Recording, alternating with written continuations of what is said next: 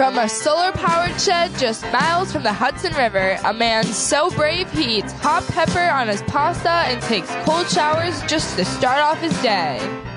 You don't do that, do you? No, but just read it.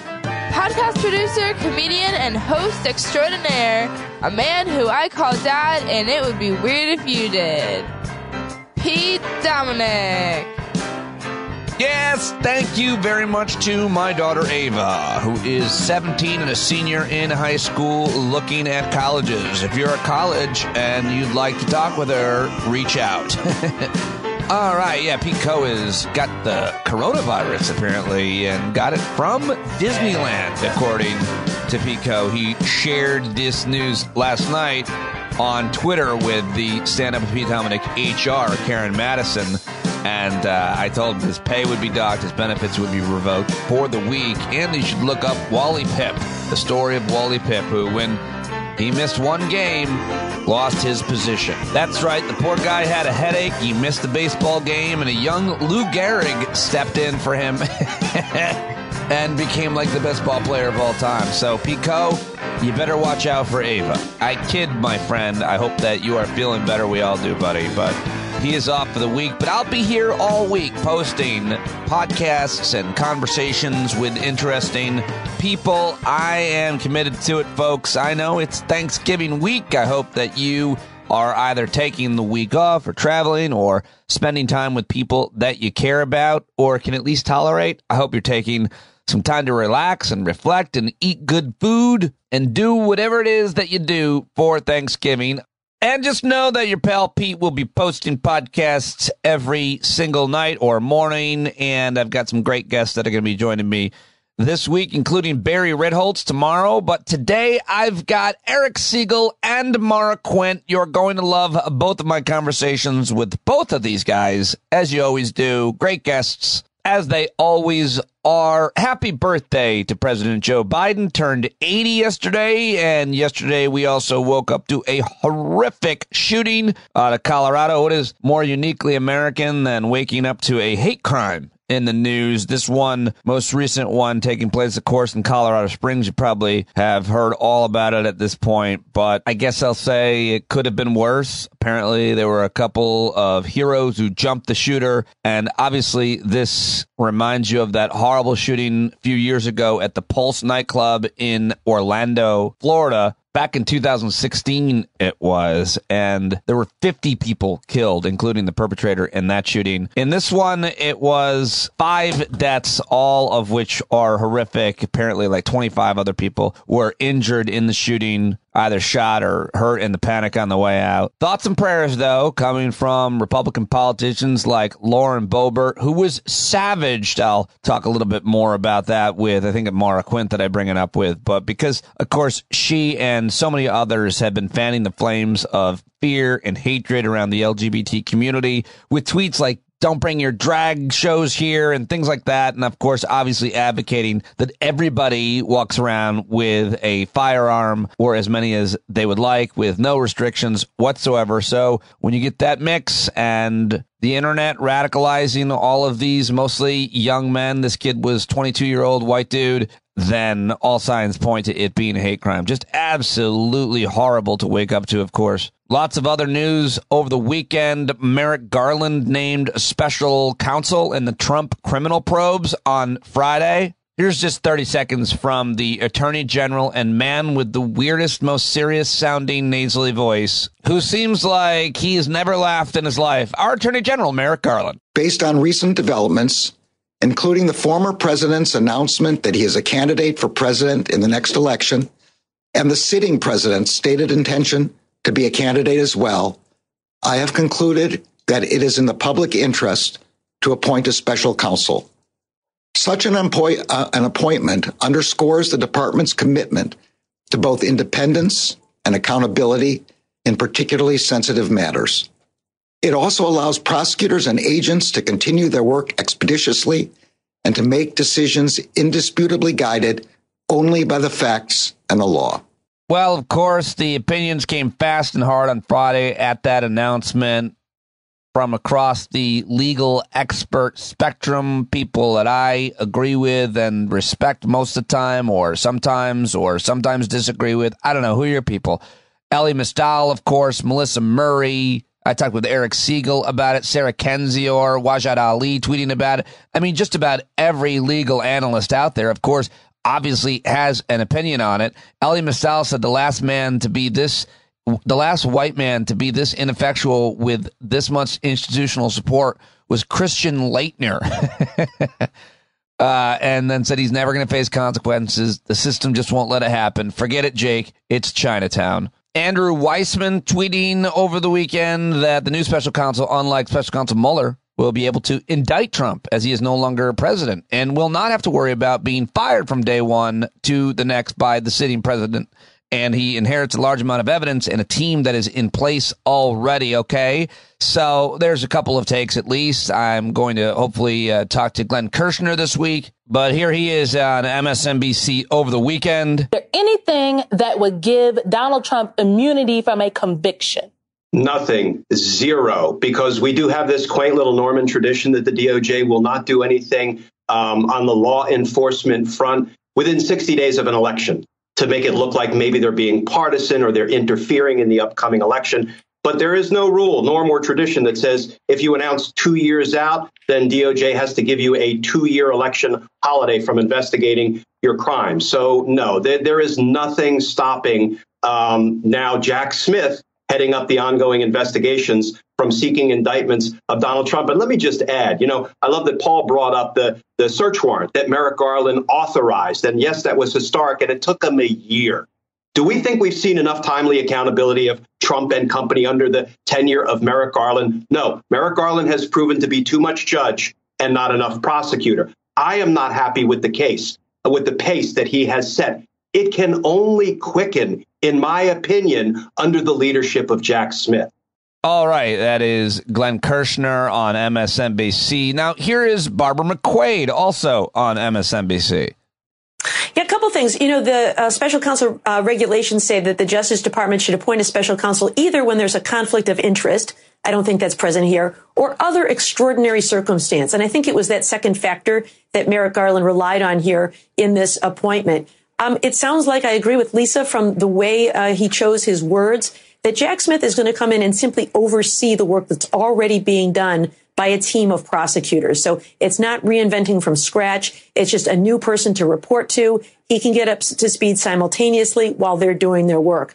But the one thing I find most significant, Chris, is you don't need to appoint a special counsel just to decline a case. You don't call in a Jack Smith, someone with incredible credentials, incredible reputation, pull him out of The Hague to do this work unless you think there's a very high likelihood that one of these cases is going to result in charges. So that's my read. And I don't want to put words in your mouth, but are you suggesting that maybe it's close? I don't know whether it's close or not close, because I think the timing was probably dictated by Donald Trump's announcement. But I do think that the likelihood that it will happen is higher than I might otherwise have thought, because you don't need to appoint a special counsel if you're simply going to walk away from the cases. All right, there's Barbara McQuaid on MSNBC. And now here's George Conway, who's a conservative constitutional scholar. Obviously, George Conway is a weird-looking guy, that George Conway. He's brave going on TV. I do have to give him credit for that. And, of course, he's married to Kellyanne Conway. That whole thing is such a weird situation. I can never not think about it. But here he is, anyway, on CNN with John Berman. So, George, what does the appointment of a special counsel tell you about the former president's legal situation in regards to these two cases? Well, he has the right to remain silent. He probably should exercise that right tonight, but he won't. I think he's in substantial peril. I've thought that he's been in substantial peril for quite a long time.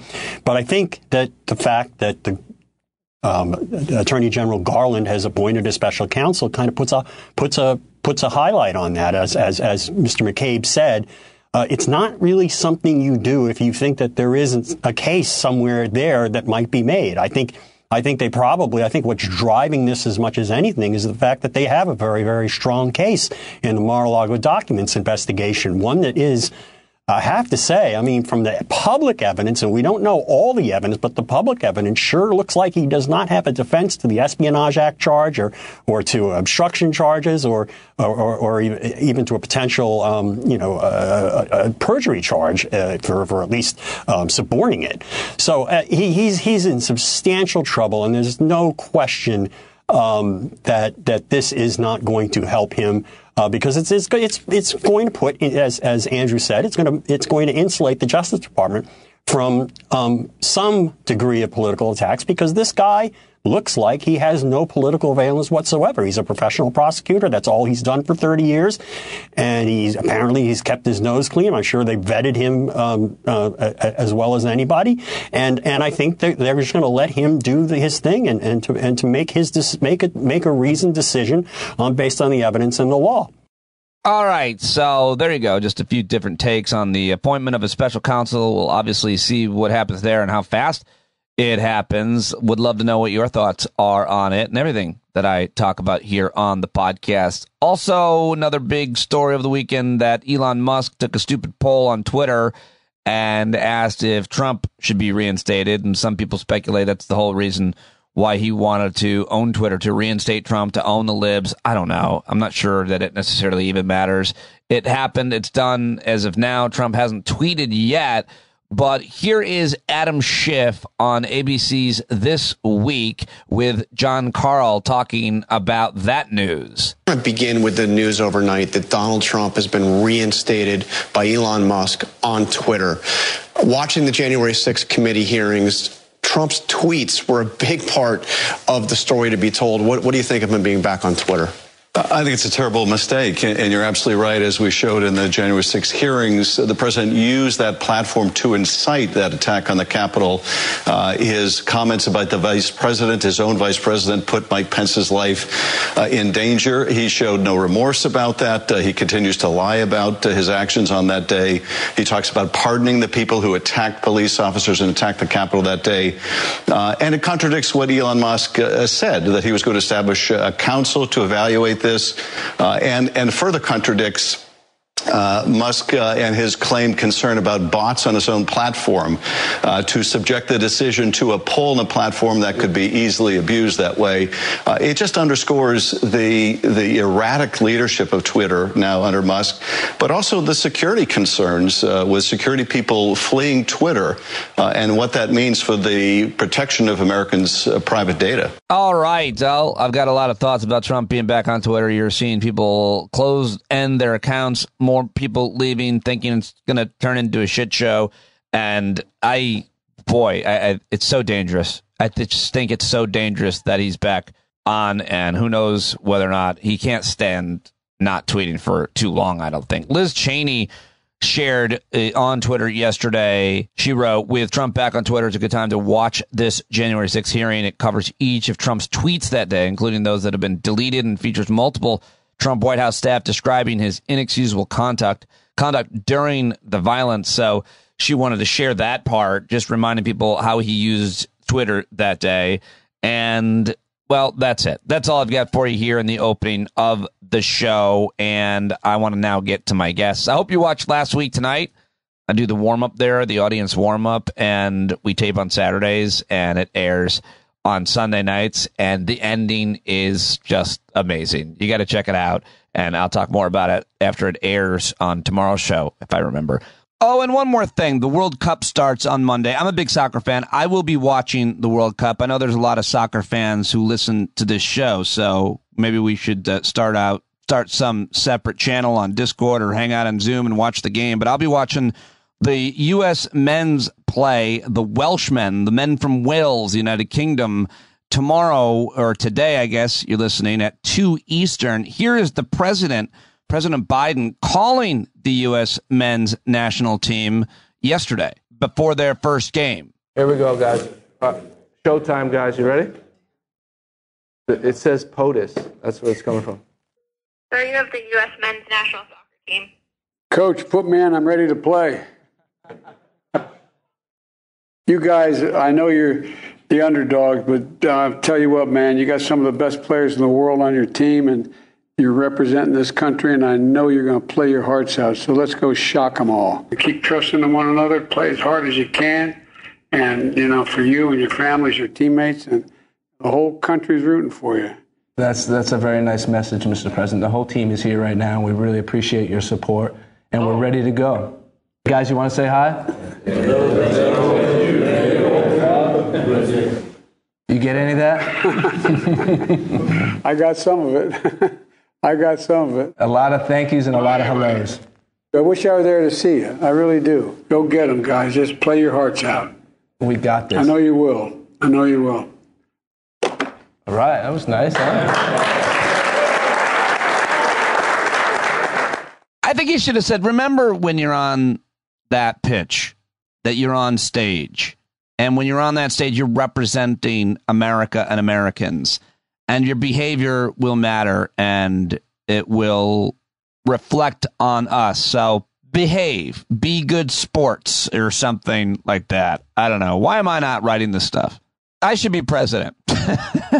Okay, well, let's get to my guest, shall we? Coming up, Professor Eric Segall, constitutional law scholar, had another great conversation. He's always solid gold. I always learn a lot when I talk to Segall. And before that, though, a great conversation with Maura Quint. I try to wrap up the week and start the next one with Maura. She is on Twitter at Behind Your Back, where she is awesome. And one of my favorite parts about Twitter is Maura's tweets. So I would really be sad to see Twitter gone, just because I take a lot of joy out of reading her tweets and getting her perspective on things, as I did today. Another very honest conversation with her about several different issues. She is, of course, the campaign chair for the wealth tax at Americans for Tax Freedom. She's the co-founder of Tax March, which is an awesome movement and organization. She's all about taxing the wealthy and taking down the billionaires and so much more. She's hilarious. She's brilliant. She's a really good friend of mine, and you should follow her on Twitter, and you should, well, here we go. That's it. Maura Quint, let's do it. Last week, somebody said they loved Maura Quint and Michael Cohen on Mondays. Call it Eminem. I forget who wrote that, but, well, at least we have one half of it. Hi. Hi, I'm a half an M&M. That's great. That's a step up for me. Yeah, you're usually... I thought I was a dropped ice cream cone on the street, so like a half an M&M seems like, yeah, that's better. So how's everything? Everything's good. I don't know. What are you talking about? Are you a dropped ice cream cone right now on the street in the middle? I'm a little bit of a dropped ice cream cone. That's a little how I'm feeling. Yeah, absolutely. Is it puddling ants are coming around? Anything in particular that you want to talk about? Is it this time of year? Is it pre-Thanksgiving blues? Is it the world? Is it your own personal journey? It is probably all of those things. I think daylight savings time actually really messed me up. The whole not having as much sunlight thing. Yeah. Really, it felt like a much bigger kick in the face this year for some reason. I don't know why. First week of that, definitely the first week of that. And on last week's episode, you said, quote, fuck farmers, or I'm not a farmer, or something like that. I'm not a farmer. I can't even grow grass. I have no ability to do anything like that. Yeah. No, that's bothering me. The state of the world, quote unquote, is, it's getting to me. How are you feeling? How are you feeling being someone who has made a lot of friends on Twitter, and someone who is really good at that, at using that app and well respected over there? Are you feeling sad? The other night, it seemed like it was all ending that night. You, along with me and others, were like, see you later, and writing things about it. We're still here on Twitter, but doesn't it bother you that it's potentially corroded, much less potentially gone? Yeah, I mean, I can't pretend to be super cool about it. I mean, a lot of people are definitely very, very cool about it. I can't.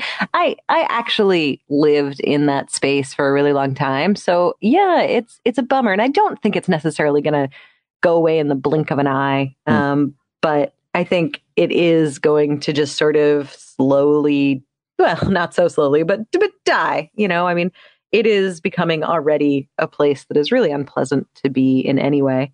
Which, it always was, but at least people wanted to laugh about it. And even that seems to be pretty much disappearing. It's really, it's a real bummer. It's a real bummer. I mean, where else am I going to yell at powerful people about how much they should choke on their own dicks? I don't know where else I get to do that. You could go to their meetings. I could, but it's, hard to get around. I've got kids, there's a lot going on.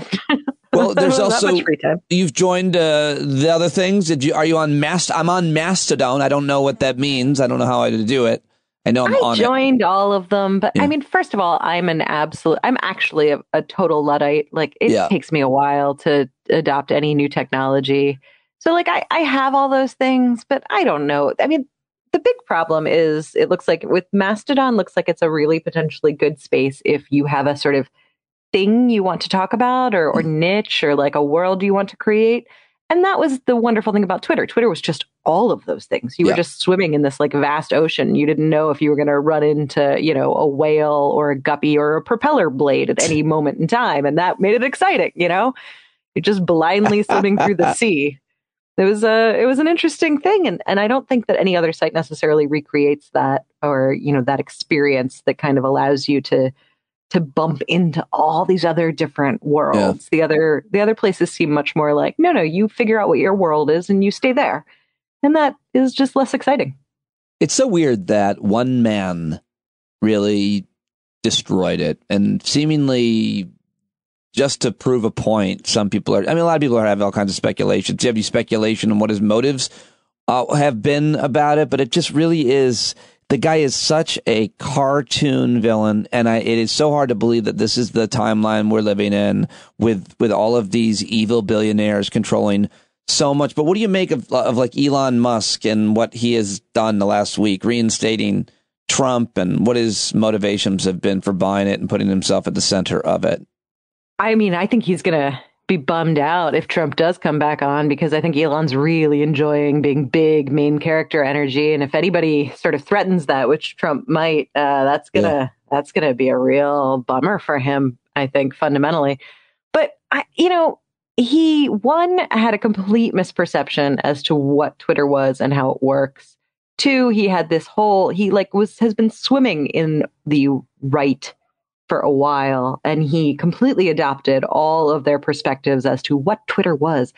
In that, he thought it had this left-leaning bias. It doesn't. All of the independent surveys of it do not, prove that, in fact, it does not have any sort of left-leaning bias. Right. The algorithms are not favoring the left at all. In fact, they're generally favoring the right. But he believed that. He believed that people really cared about blue check marks in a way that people do not care about blue check marks. But his little narrow world of right-wing nonsense told him that, yes, the elites, the left-wing elites are running things, which is not at all true. And then also, he kind of just stepped in his own shit, basically, because he put up this offer, but then he tried to get out of it. He realized it was a bad deal and he got stuck with it. And I don't think it's more calculated than that. I don't think that he's not. Actually, I mean, he's not very smart. He's really not. He's just a general run-of-the-mill piece of shit. He just happens to have a lot more money. Yeah, so people attribute, wisdom to wealth. I think that's pretty fair-minded and probably the most accurate analysis, given what we know and what he said and what he's done. Yeah, it still sucks though that it's just one guy that so many people worked on that app and apparently at that company and. I don't know. Well, it's still there. I seemingly, to me, it's still behaving fairly normally. Is it? That's interesting. It's not for me. I mean, there's basic stuff that's not behaving normally. Like sometimes you'll click to see replies and they show up in a different, they show up I don't know, weird little glitches like that are happening. But I mean, technically, I suppose for the most part, it's running normalish for me. But what's not is, I mean, I have lost, I think, 3,000 followers in the last week. And that's just people, for the most part, deactivating their accounts and leaving Twitter. And that's what I'm noticing. My timeline is different. People aren't hanging out having fun in the same way. People are, generally jumping ship, which I totally respect. I wish I could, but I have been cursed, and I kind of. It's like a party that it's still happening, but people are leaving. Why are people? Yeah, you're definitely at the point of the party where, like, okay, the floors are all sticky. Someone like maybe vomited in the corner, but nobody really wants to go look at it. But you can kind of smell that there's something happening over there. There's like a dude passed out. Everyone's just like, I should go home, but I don't even know where my fucking ride is. It's that point in the night where it's just like, I'm still here for some reason. Well, I like that point in that. That's when you meet all the good people. Do you? Nope. Where? Who? You don't. I don't think so. I'm just really trying to be positive. I was going to say, yeah. Yeah, and it's also probably, I don't know why people deactivate their accounts. Like when I check out a hotel, do you check out of a hotel and like go to the counter and be like, checking out? I do not. I do not walk do that. out. No. I walk the but fuck. I think that like if you're getting reimbursed or whatever, people do that. I think that's like a business traveler thing because you need the receipt or something. Oh yeah, I guess. But I mean, who's deactivating their Twitter account? Like just stop using it. I think that some people are deactivating because they feel that this is like a moral wrong to stay on Twitter. They feel like they're supporting. Yeah, exactly. Right. The point is not to necessarily use Twitter less. It's to like make Twitter less valuable. And Twitter is made valuable by having users. So you have to fully leave. And I completely respect that as a choice. And I kind of wish I could, but I don't know. You've been smoking since you were a baby. They put it in your mouth at like 2, it's just very, very hard to kick that. I really takes resisted. More willpower than I have. I resisted the image in my mind's eye, and it still came through. That baby and his cigarette. Away, yeah. Any thoughts? Any thoughts on the news that the Attorney General Merrick Garland? That's his name, Merrick Garland. The fucking weird name.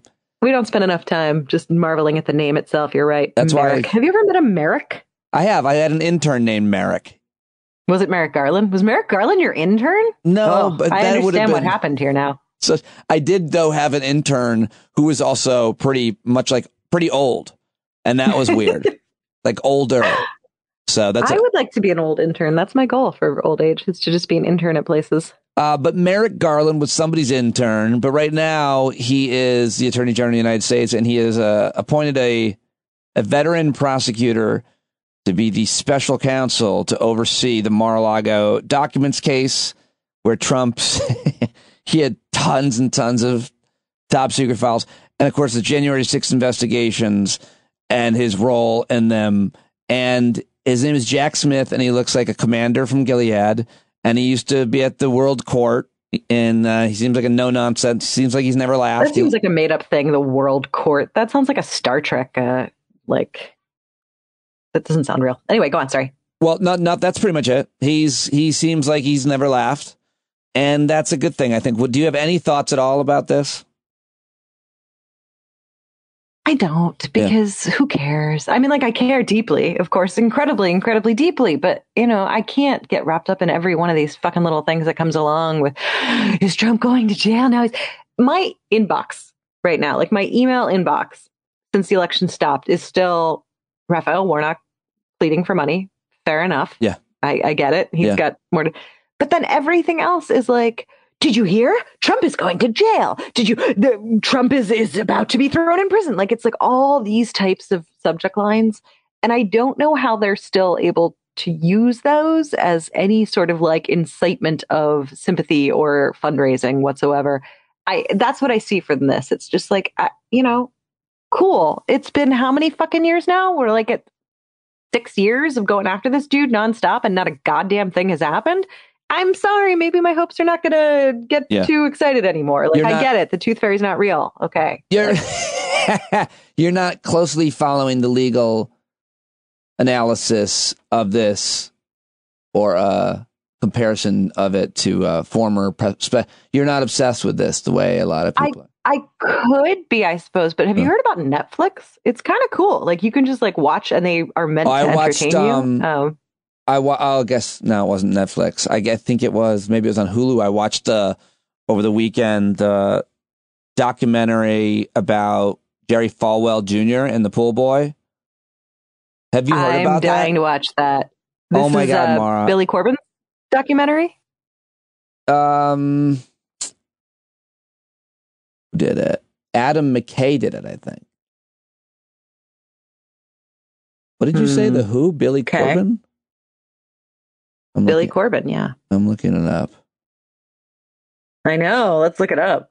Let's both look it up. And then... God forbid, is that the name of it? Yeah. God that's forbid. Billy Corbin. He's awesome. He's so great. And like, if you liked that, you should go see Screwball if you haven't seen it. His stuff is so fantastic. Who is this? He's the best. He's a documentary filmmaker. He's a director. Oh, wow. I didn't even know that. Okay. Yeah, he's awesome. He's so great. Well, this is I came to him like late. I should have known years ago, but I only started seeing his stuff. Billy I don't know, Corbin. in the last couple of years, and I was like, holy hell! How have I've like been mutual followers with him on Twitter too, and I just didn't. I don't know. I didn't like think to watch it, and then I did, and I was like so grateful that it exists. All of his stuff is fantastic. Oh, I will check it all out. I'm glad that I mentioned it then because I didn't realize that he'd done it. I thought it was Adam McKay. Maybe he produced it. And he might have produced it. Yeah, anyway, sure. it is such an important story because Jerry Falwell Jr.'s endorsement of Trump arguably helped Trump win with evangelicals because he's such an important role. Plus, it just exposes what people already knew about that shitty Christian university in Lynchburg where they have the code. Anyway, that whole world is absolutely terrifying to me, and it terrifies me how big it is within our country, because it's one of those things I can kind of like blink and miss a little bit. Like I definitely meet a lot of fundamentalist religious individuals where I am, but it still doesn't feel like an overwhelming majority until the elections come. And then it's just like, oh, geez, there's a lot of them. There's a lot of them.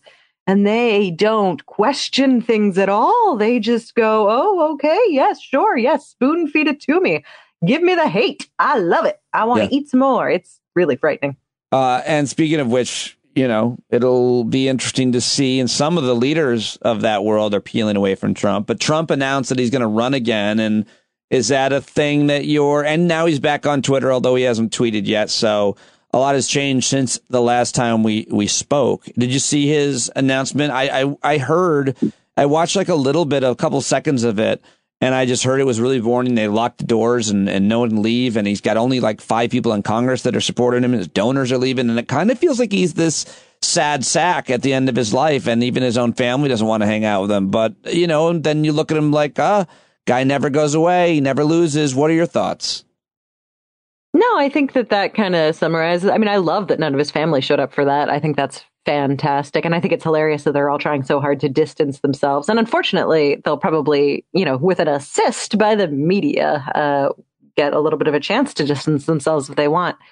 But, is he gone? No, he's not. He's not gone. He's not going away. He still has a tremendous amount of support. I know that the Republican Party in general would love to swap him out for DeSantis. That would make them real happy in terms of just having a figurehead and a spokesperson. But great. I mean, he's an evil person. I want him dead. Like I want all of them fucking dead, basically. But if they kill each other, I guess that's even better. Well, that might be the case. Like he could tear through the other candidates like he did last time in the Republican Party and other leaders like McConnell. I mean, he does create a divide, and that's really. Yeah, it's difficult because, I mean, he is such a booster of hate, and he's boosting more and more far right-wing hate and giving it more incentive to really act up. And he pulls the party ever right. But at this point, he's just one of so many that his being there, I don't know. Like, I hate seeing how he inspires these sort of terrible individuals. And at the same time, they're doing it anyway. They don't need him anymore for that sort of thing. So I don't know if he can throw some blows on the right before he goes down. I'd be fine with that. If he can knock out a few others, throw some blows on the right before he goes down. Yeah, I would like him to be a sort of right wing kamikaze into his own party. I'm fine with that. Yeah, and into his own family and into his own finances. And into his own just kind of star. I mean, I do think the attention wanes as he becomes something more and more pathetic. Even right-wing media outlets are like, it's too pathetic. This man is just people turn away. He's boring. He's repetitive. You think pathetic. I don't think anyone on the right is like latching on to pathetic as a way to view him. I think that they're like nervous about him being too, someone who's not necessarily going to like pull candidates into the right place. I think he's gone. Yeah, you may be right. I think I was thinking rhetorically. I was thinking of Fox News pulling away from him during the speech, and I actually, you're probably right. They probably don't see it that way. He looks that way, obviously, to me, but just he's an aging loser, and it can be tough to watch for people if that's your hero. He's well past aging. He's into fully aged. He's at the point where like you drink that wine or you just dump it out because you know what I mean, like as much as it's going to go. We're about to make vinegar here. But I mean, like a star athlete or even actor, someone that you admire and you watch them get older and they're not as good as they once were, especially with sports. I mean, it's the same thing with Trump and any other politician. They're not as sharp. They're not. And he's definitely that guy. He's definitely losing it. I mean, I suppose I don't know that he is losing it so much as he's the sort of person his entire life has been surrounded by nothing but yes men. He's just fully been surrounded by sycophants. And it seems to me that as that increases for anyone, they lose a little bit more touch with what the general populace is going to respond to. They think that whatever they're selling and pushing out is going to do just as well as it always has. And I feel like it's just that he's just had, the continued success has made him feel as though he can do no wrongs. I think he's losing like an old magician or comedian. The bits don't work. They're not landing. He's losing the magic to keep an audience. His bits, they're old. It's all to some extent looking backward is boring at this point about the election and so on. And I think that's what I meant. He's losing it with his act. Yeah. I mean, I hope so. I don't know though. Like, I really don't know. I think if he ran for president tomorrow, he would have a really surprising amount of support still. When I woke up this morning, actually, you were already up because I texted you and I was like, can you talk today? And so you saw the news, I'm sure, unless you didn't check the news before I did, but like waking up to a horrible shooting, which was, I mean, every day in America, you wake up, there's a shooting if you want to find it. There's many. But this kind of shooting is always worse when it's done. It's seemingly, in this case, it was a hate crime. It was at a gay bar in Colorado on drag night.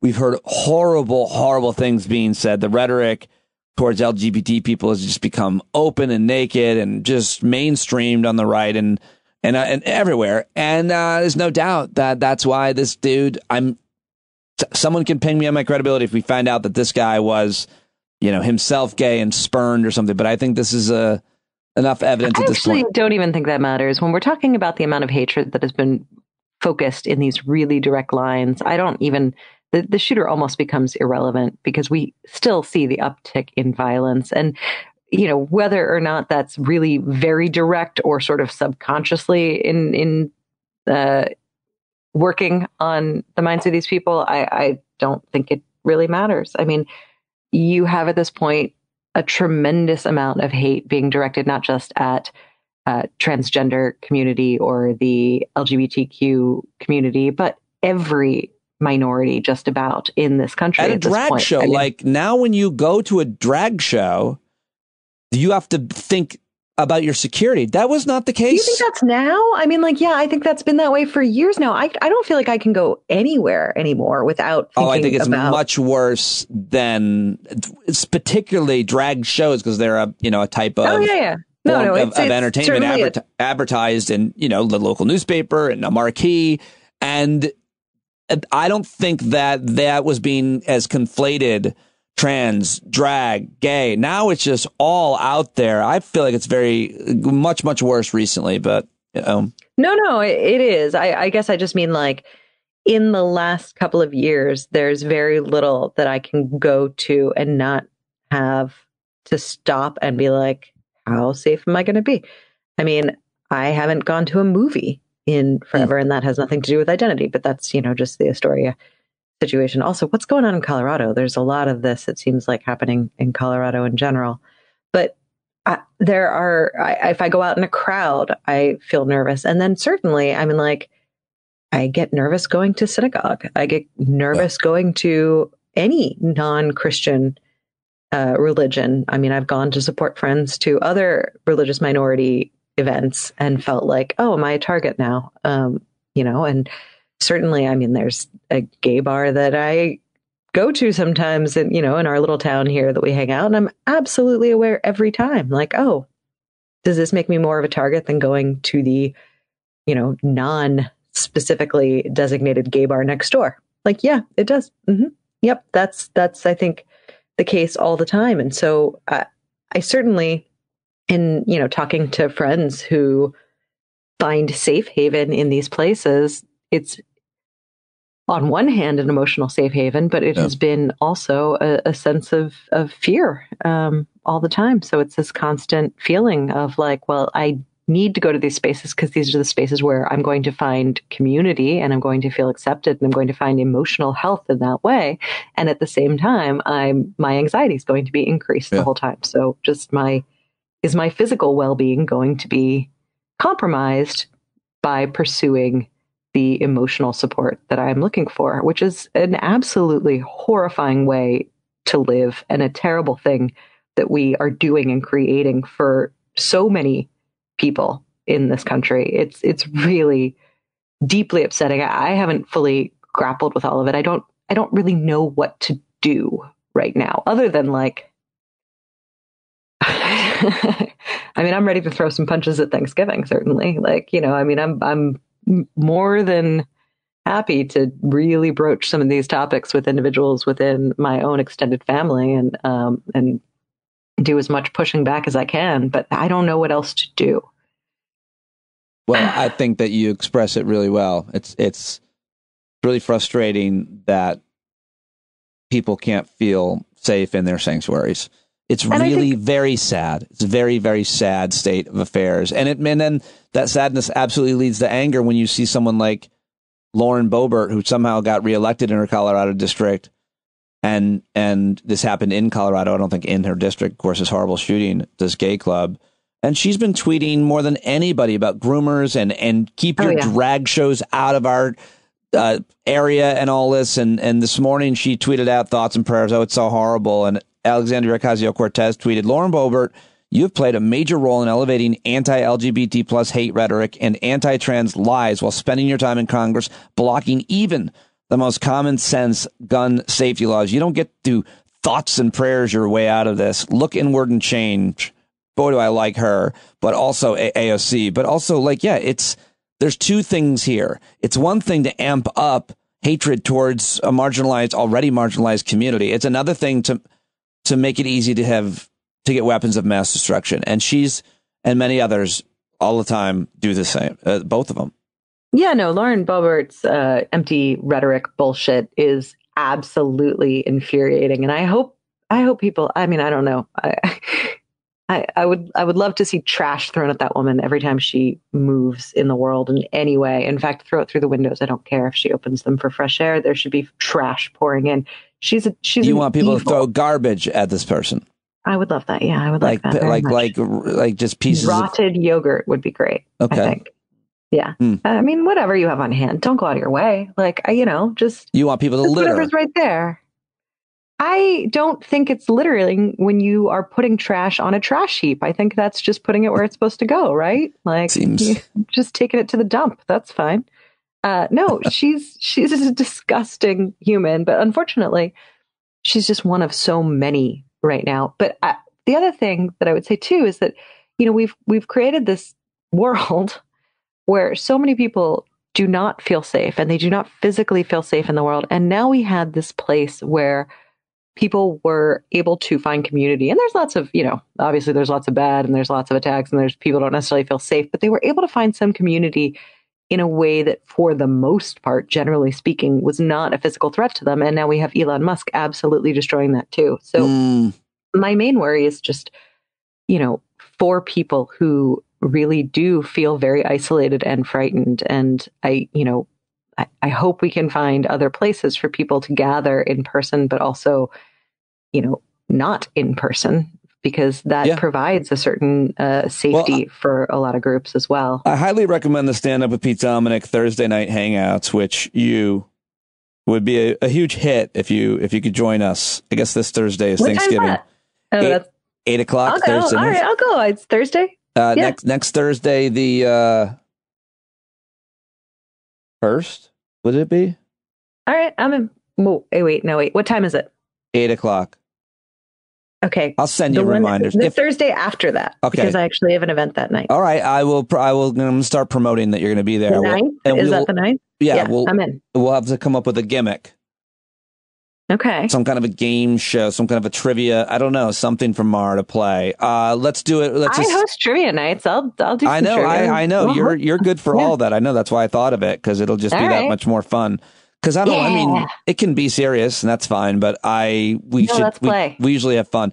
Okay, let's play here at the end then with Thanksgiving. And what is the best and worst thing to eat or to have or to do? Thanksgiving good, Thanksgiving bad. What do you got?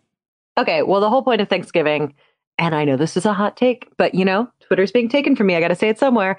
The entire point of Thanksgiving is mashed potatoes. That's it. That's the only reason that Thanksgiving exists. It's so that you can eat way too many mashed potatoes and put like way too much butter on them. Mm-hmm. They're really just butter, but then like with little pockets of potato in there. That's butter the vehicle. point. Yeah.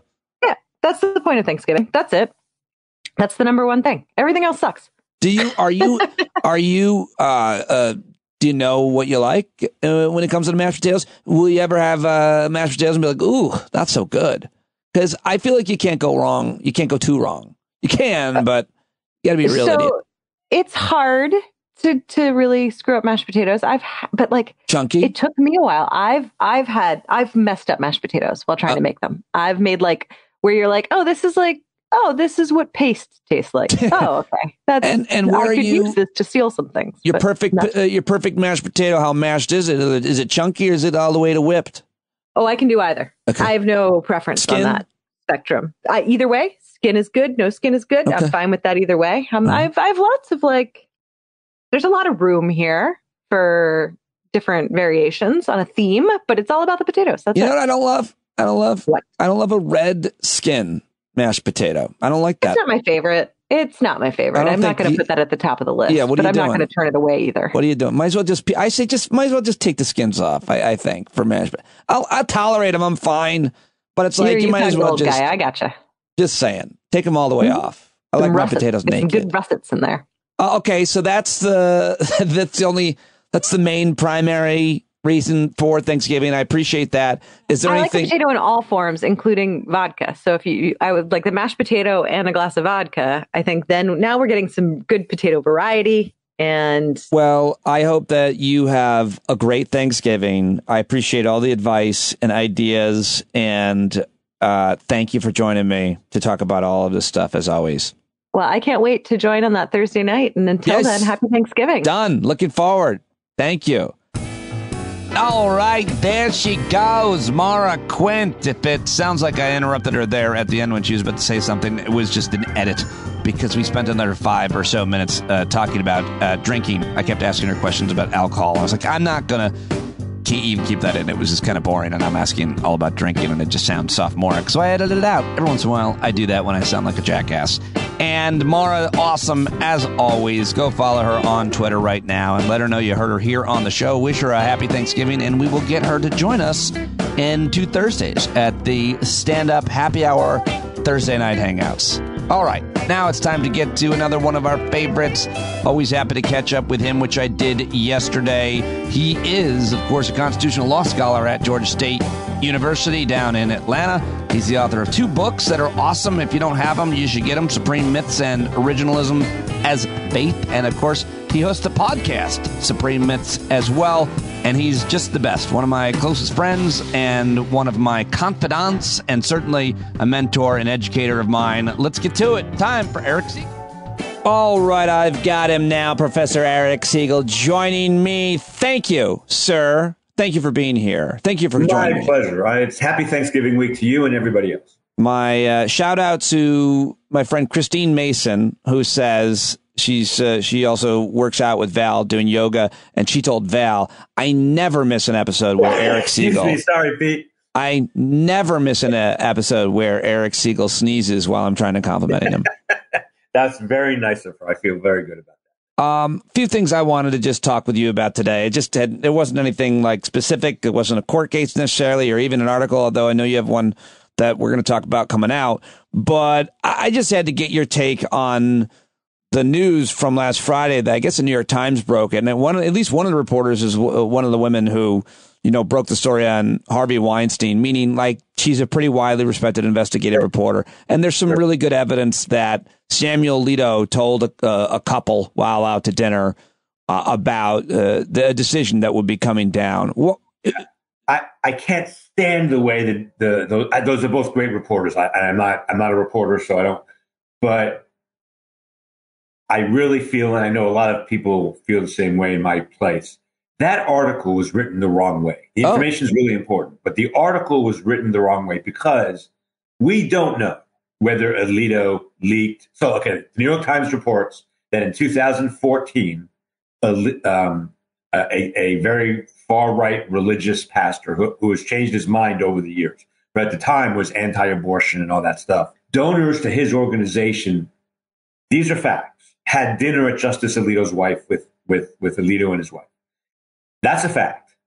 It's also a fact that numerous right-wing religious, I'm going to call them nuts, are on the Supreme Court Historical Society. And that's a story that's breaking. The Times hinted at that story, but there's more coming about that. What's the story there? That there are numerous. So 10 years ago, 15 years ago, sometime after Roberts and Alito got on the court, there was a concerted effort by religious right-wing interests to buy into and become part of the Supreme Court Historical Society so that at receptions and parties and things like that, they would have access to the justices. Now, when I said that on Twitter, a priest who went to Notre Dame Law School and is very smart came at me and a lot of people saying, but you don't believe for 1 second they changed his mind. Alito's Alito. And I said, no, of course not. Alito's been a complete and total asshole since he was a kid. Just one data point on that. When he was a lower court judge, there was the case that became Planned Parenthood versus Casey started in the Third Circuit where Alito was a judge. In that case, of course, Casey is one that reaffirmed Roe versus Wade, but just got reversed last year in Dobbs. And in the lower court, a bunch of judges struck down a provision requiring women, wives, to give spousal notification of abortion to their husbands unless there was a fear of violence. And they all struck that down, saying whatever we think about abortion, we're not going to have women in this role. Alito was the only judge dissenting, and Alito would have upheld that provision. Then it goes to the Supreme Court, and it gets struck down there too. He is to the right of everybody. He always has been. He's a terrible person. So this New York Times story suggests, and a terrible judge. This New York Times story, the headline and what everybody's talking about is, did Alito or his wife leak the Hobby Lobby opinion? Remember the Hobby Lobby case? That's the first time in American history where the Supreme Court ruled that a for-profit corporation could exercise religion, which, by the way, is an insane sentence to utter, in a way that if there was an infringement on that right to exercise religion, it could be struck down. Hobby Lobby was about the contraception for women and all that stuff. And there's a huge case. It was if you provide insurance for your employees, that insurance has to cover A, B, and C, and B was birth control. And this company said, well, we don't want our insurance to cover birth control. And humans were like, you don't get to decide what your health insurance covers. And they were like, Jesus does. And anyway. Right. Everything, but there were a lot of different legal points. But the most important legal point, as Ginsburg said in dissent, was this is the very first time the Supreme Court has held that a for-profit corporation, and Hobby Lobby is a $1 billion for-profit corporation, though privately owned, has free exercise rights that were violated by a law. But in any event, the allegation in the Times article is that Alito leaked that, or his wife leaked that 3 weeks beforehand. But we can't prove that. That's a non-provable thing. So now everybody's debating and talking about that. I don't want to debate and talk about that because I have no proof that Alito leaked it. He might have, but I can't tell you he did or he didn't. Here's what I can tell you. and I wrote about this in 2018.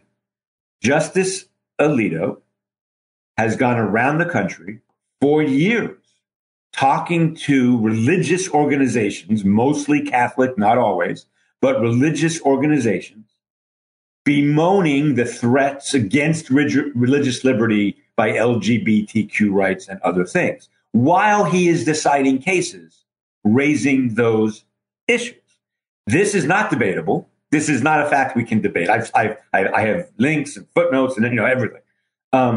That's not something. So the equivalent would be Elena Kagan or Sotomayor or Stephen Breyer going around the country to atheist groups and saying, gosh, the Supreme Court has been deciding these religion cases in this horrible way that is a real threat to our sectarian society, and we shouldn't be doing this. And if Breyer had done that or Kagan had done that, who do you think would have been the first people to yell, scream, jump up and down, et cetera?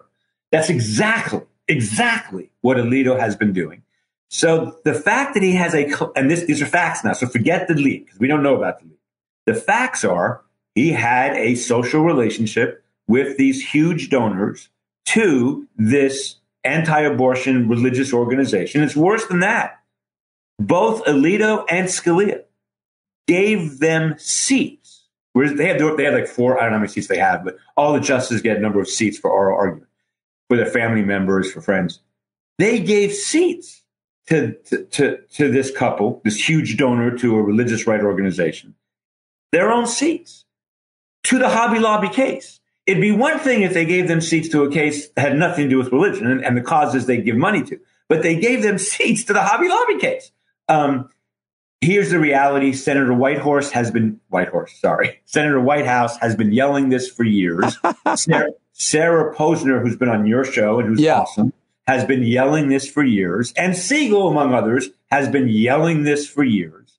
Alito, Thomas, and Scalia have been in bed with right-wing evangelicals forever. And they still are in ways, and this is the key point, in ways that raised a question of impartiality and impropriety.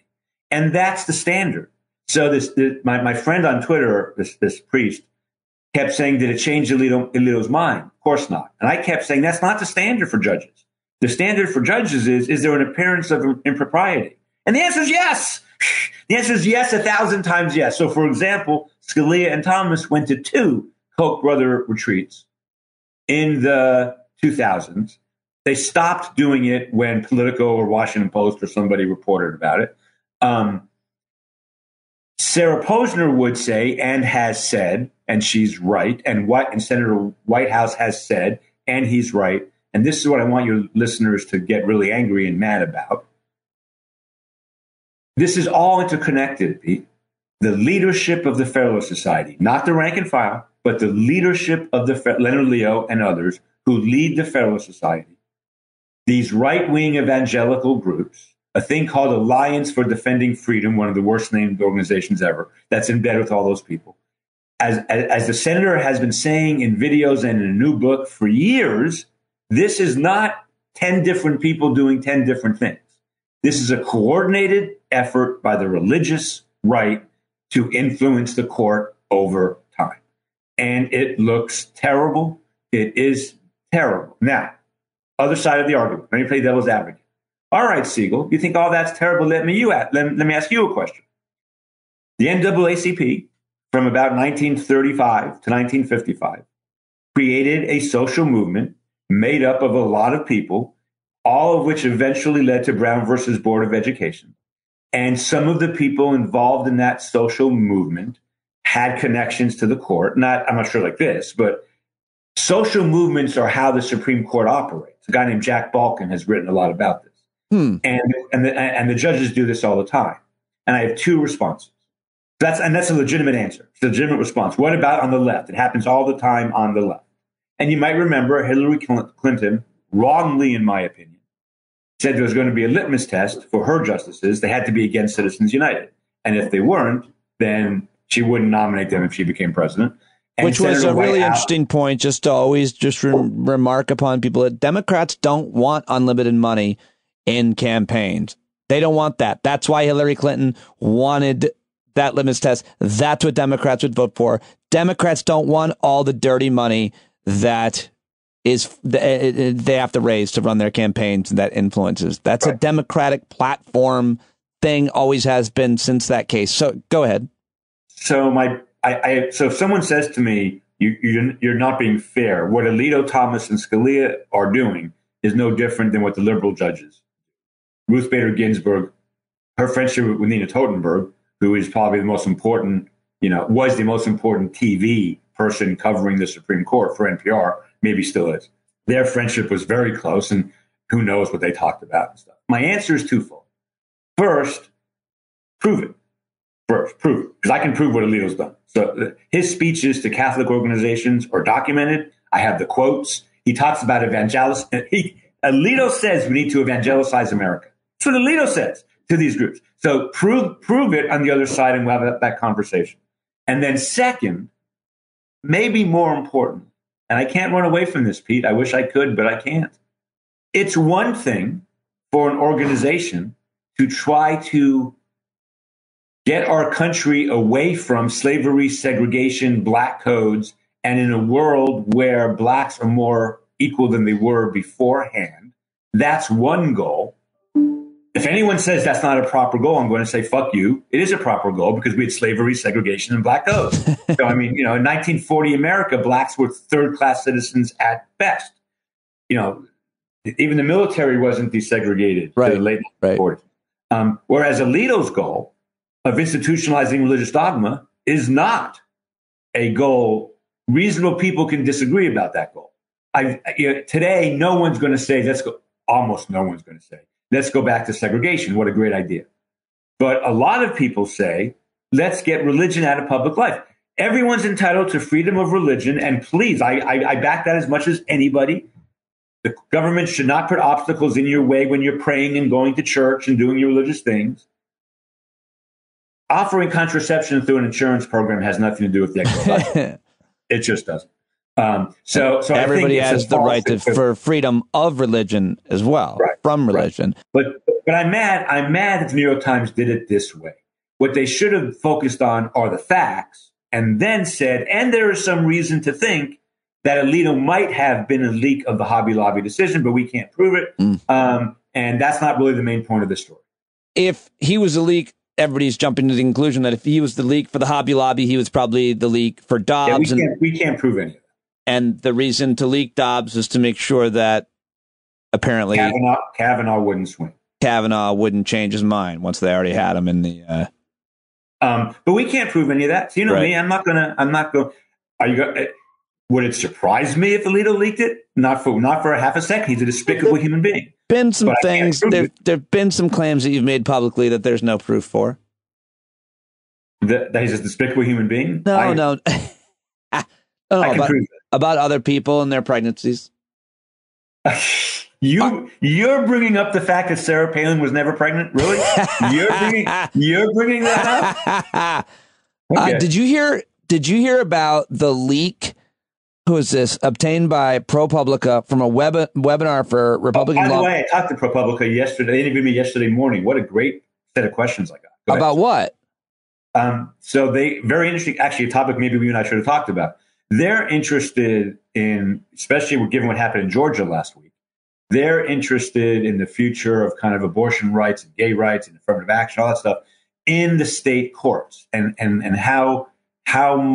what role state courts are going to play in the future. Because last week in Georgia, we should have talked about this at first, a judge struck down a Fulton County Superior Court judge. So the lowest rung trial judge in Georgia system struck down Georgia's 6-week abortion ban on the grounds that when it was enacted in 2019, it was unconstitutional the day it was enacted. And everybody knew that. It violated Roe and Casey the day it was enacted. And so this judge today or last week said, that being the case, that statute never came into play. It never came into effect. The fact that the Supreme Court later changed its mind on these issues doesn't help. Because on the day that law was enacted, it was unconstitutional. And in a footnote, Pete, and I got like 25 phone calls about this. In a footnote, I should disclose two things. This judge and I have worked together in the past. but I have no reason to think I have anything to do with what I'm about to say. In a footnote, he said the Dobbs opinion was that overturned Roe was not the product of law, but the product of math. Now we have 6 justices who feel this way, or 5 technically, 5 who feel this way.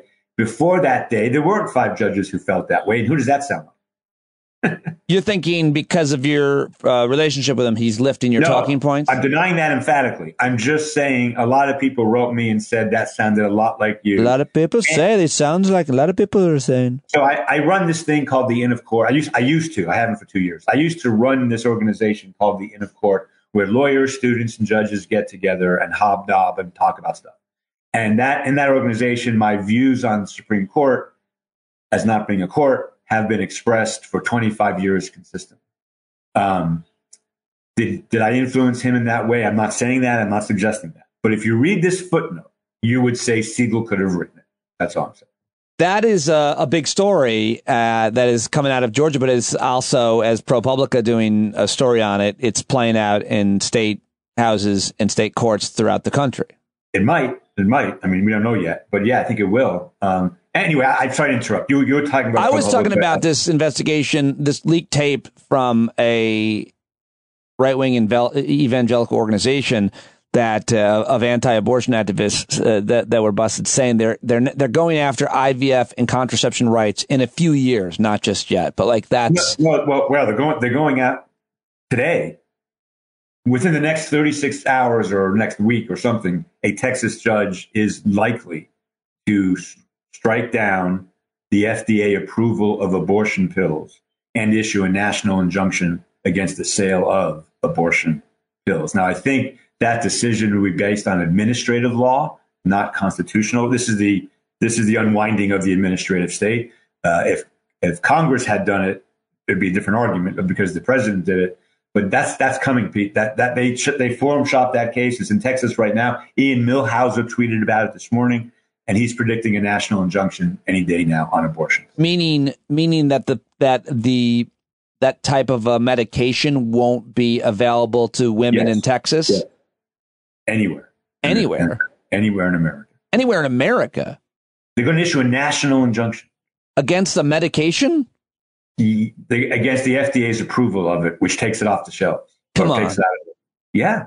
Look at Ian Millhauser's. Look at Ian's line. Yeah. Has that ever been done for a drug, much less any kind of medical procedure? Well, Texas judges have done all kinds of national injunctions against Obama and Biden policies. That's a constant. Policies is one thing, but like what they're saying is whatever authority. I think what they're saying is whatever authority the FDA has to approve this particular medicine, or however you want to characterize the pill that causes abortion. That delegation of authority is illegal. Therefore, FDA can't approve it. Therefore, it's not been approved. Therefore, it has to be taken off the market. This sounds very unique because of abortion. I mean, it's not like they could pass an injunction on Go-Gurt, which they should, because it's disgusting. Well, no, if they challenge the FDA's approval of Go-Gurt, then it would be the same thing. Yeah. But no one would challenge FDA's approval of Go-Gurt. It comes in a small pouch. Well, I don't know. A lot of money was spent challenging an EPA regulation about climate change that hadn't happened yet, wasn't going to happen for a long time. You have to understand, you and I have been talking about this now since 2016. Yeah. Week after Trump was elected, I wrote a blog post saying, he's going to carry through on his promises to appoint anti-Roe justices because he promised that. He doesn't care about same-sex marriage, and no one knows what that's going to happen. But his number one agenda, much more than abortion, is to destroy the administrative state. Right. And he appointed hundreds of judges who don't like the administrative state. This is as much about that as it is. It's not both. It's about abortion and that. And it's coming. Here comes the dog. Those are my dogs fleeing off the couch to go meet Lynn, who's coming in the house. All right, I'll let you go then. Thank you very much. Happy Thanksgiving. You too, my friend. I'll talk to you later. Okay.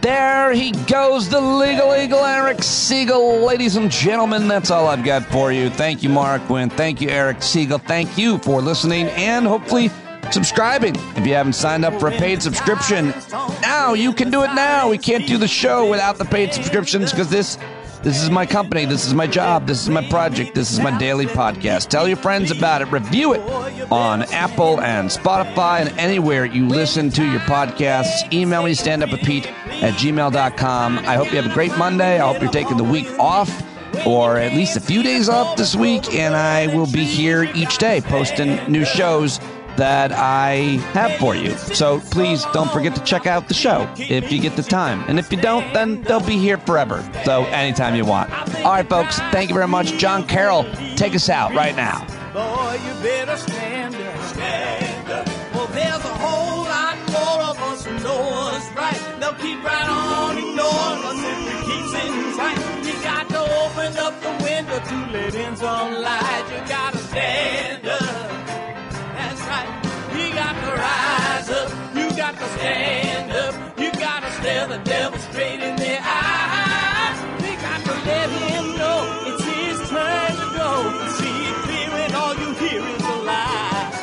So get up off of your butt, get down off of your fence. And even if it ain't a very friendly audience, well, they'll begin to listen when you start making sense. And you stand up, stand up. Point your rifle to defend your town. Just stand up, stand up. You know they can't deny you what you're laying down. Boy, you better stand up, stand up.